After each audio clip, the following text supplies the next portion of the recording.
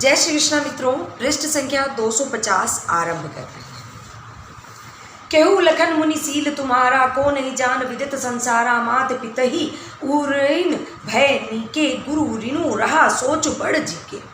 लक्ष्मण जी ने इस प्रकार परशुराम को कहा। लक्ष्मण ने कहा, हे मुनि, आपके सील को कौन नहीं जानता, वो संसार भर में प्रसिद्ध है और आप माता पिता से तो अच्छी तरह उत्तीर्ण हो ही गए हैं। माता पिता के ऋण से तो आप उत्तीर्ण हो ही गए हैं। अब गुरु का ऋण रहा है, जिसके लिए मैं जिसका जी में बड़ा सोच लगा हुआ है। अब आपको गुरु ऋण उतारना है, उसके लिए आप सोच रहे हैं। सो जनु हमरे ही माथे काढ़ा, दिन चली गए ब्याज बड़ बाढ़ा। अब आप आनिए व्यवहारिया बोली, तुरंत देव में थैली खोली।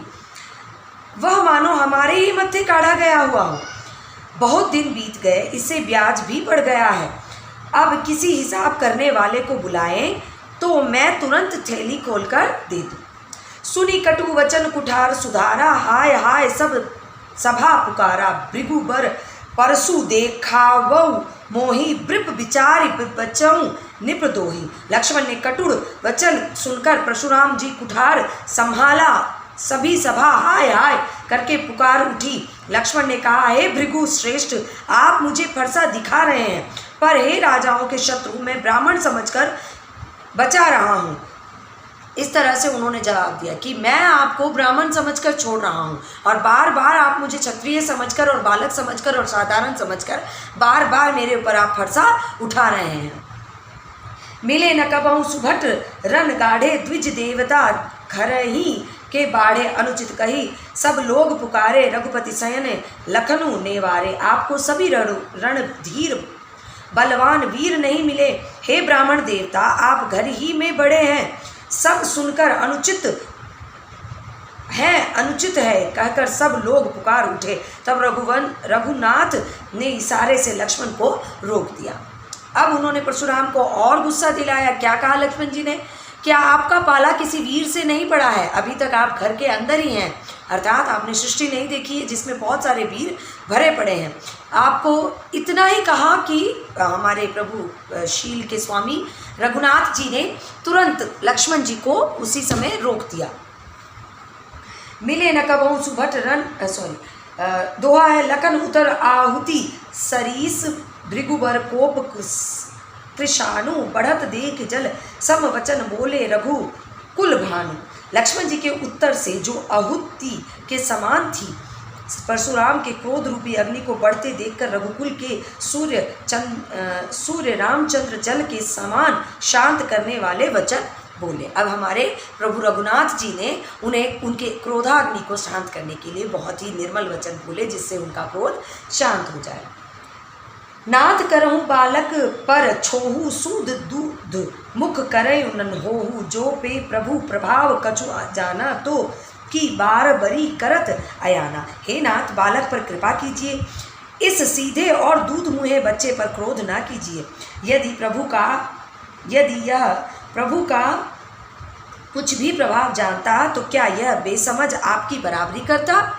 उन्होंने इस प्रकार से उन्हें शांत करने का प्रयास किया।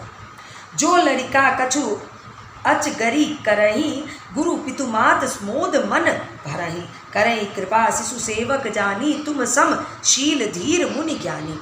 बालक यदि कुछ चपलता करता है तो गुरु माता पिता मन में आनंद से भर जाते हैं, अतः छोटा बच्चा और सेवक जानकर कृपा कीजिए। आप तो समदर्शी सुशील धीर और ज्ञानी मुनि हैं।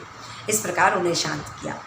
राम बचन सुनि कछो जुड़ाने, कही कछु लखनो बहुरी मुस्काने। हसत देख नख सिख रिप व्यापी, राम तोर भ्राता बड़ पापी। अब परशुराम जी को क्रोध तो आ ही रहा था। उन्होंने क्या कहा? रामचंद्र के वचन सुनकर वो कुछ ठंडे पड़े। इतने में लक्ष्मण जी कुछ कहकर फिर मुस्कुरा दिए। उन्होंने फिर से उन्हें पिंच कर दिया। उन्होंने हंसते देखते परशुराम ने नख से शिखा तक क्रोध छा गया। रामचंद्र जी परशुराम जी को एक धीर अवस्था में लाए और इस प्रकार से रामचंद्र जी ने उन्हें समझाने का प्रयास किया। अब राम जी के वचन सुनकर क्या हुआ? राम वचन सुनी कछौ जुड़ाने, कही कछु लखन बहुरी मुस्काने। हसत देख नख सिख रिस व्यापी राम तोर भ्राता बड़पा। अब उन्होंने क्या कहा, श्री रामचंद्र के वचन सुनकर वे कुछ ठंडे पड़े। इतने में लक्ष्मण जी कुछ कहकर फिर मुस्कुरा दिए। उनको हंसते देखते परशुराम जी नख से शिखा तक उन्हें क्रोध आ गया। उन्हें लगा कि मेरे जैसे मुनि जिसने छत्री विहन कर दिया था पृथ्वी को, उसको यह बालक बार बार चिढ़ा रहा है, हंस रहा है। तो उन्होंने कहा कि राम, क्रोध छा गया। उन्होंने कहा, हे राम, तेरा भाई बड़ा पापी है। गोर शरीर श्याम मन माही, काल कुटु मुख पय मुख नाही, सहज डेढ़ अनु हरई न तोही, नीच मूच नीचू मीचू सम देख न मोही। यह शरीर से गोरा और हृदय का बड़ा। उन्होंने क्या कहा कि हे राम, तुम्हारा भाई बड़ा पापी है।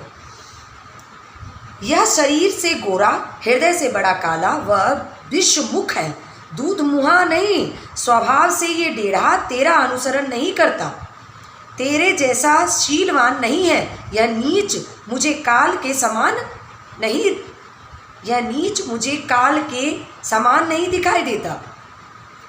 उनकी बराबरी श्री रामचंद्र जी से करते हुए उन्हें बताया कि ये तेरा भ्राता तो है, लेकिन तेरे जैसे गुण इसमें नहीं है, और तू इसे दूध मुहा कह रहा है, लेकिन ये विष मुहा है, अर्थात इसके मुंह से हमेशा विष जैसी वाणी निकल रही है।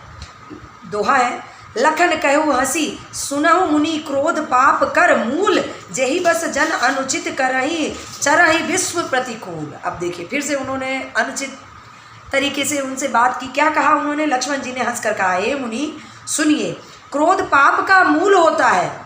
आपने मुझे पापी कहा, तो सुनिए, क्रोध पाप का मूल होता है। यदि आप क्रोध कर रहे हो तो आपने पाप की जड़ को पैदा कर दिया है, जिसके वश वह मनुष्य अनुचित कर्म कर बैठता है। अब उन्हें अलग तरीके से उन्होंने जो क्रियाएं की है उनको अलग तरीके से उन्हें बताने का प्रयास कर रहे हैं। क्या कह रहे हैं कि क्रोध जो होता है वो पाप का मूल होता है, और आदमी उसमें आकर अनुचित कर्म कर बैठता है और विश्व भर में प्रतिकूल चलते सबका अहित करता रहता है, और विश्व भर में सबका ही वो अहित करने लगता है। मैं तुम्हारा अनुचर मनीराया, पर ही कोपु करई अब दया, टूट चाप नहीं जुरही, रिसाने बैठिए हो ही पाए पिराने। हे मुनिराज, मैं आपका दास हूँ, अब क्रोध त्याग कर दया कीजिए। टूटा हुआ धनुष क्रोध से जुड़ा तो नहीं जा सकता। खड़े खड़े पैर दुखने लगे होंगे, बैठ जाइए। जो अति प्रिय तो करे उपाय, जोरी कऊ बड़ गुनी बोलाए, बोलत लखन जनकु डेढ़ाही, मृष्ट करहूँ अनुचित भल नाही।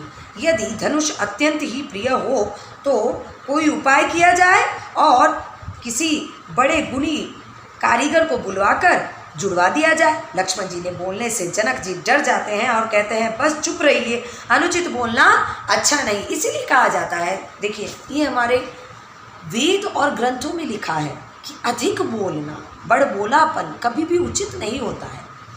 लक्ष्मण जी अपने शक्ति के अधीन होकर इस प्रकार के वक्तव्य कह रहे थे, और श्री राम के अनुचर होने के कारण भी इस प्रकार के वचन कह रहे थे कि तीनों लोगों के स्वामी मेरे साथ हैं, तो मैं प्रभु का दास हूँ, तो मैं इन सब चीज़ों से लड़ सकता हूँ। इस चीज़ के एक अभिमान मान लीजिए आप, बस वो इस प्रकार की वक्तव्य कर रहे थे।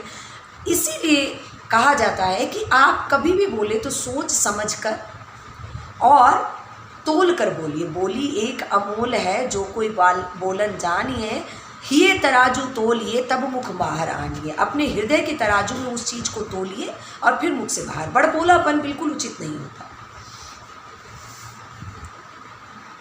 थर थर काँपहि पुर नर नारी, छोट कुमार खोट बर भारी, भृगुपति सुनि सुनि निरह भय बानी, रीस तन जरई खोई बल हानि। क्या हुआ? जनक जी की स्त्री पुरुष थर थर काँप रहे हैं और मन ही मन कह रहे हैं कि छोटा कुमार बड़ा ही खोटा है।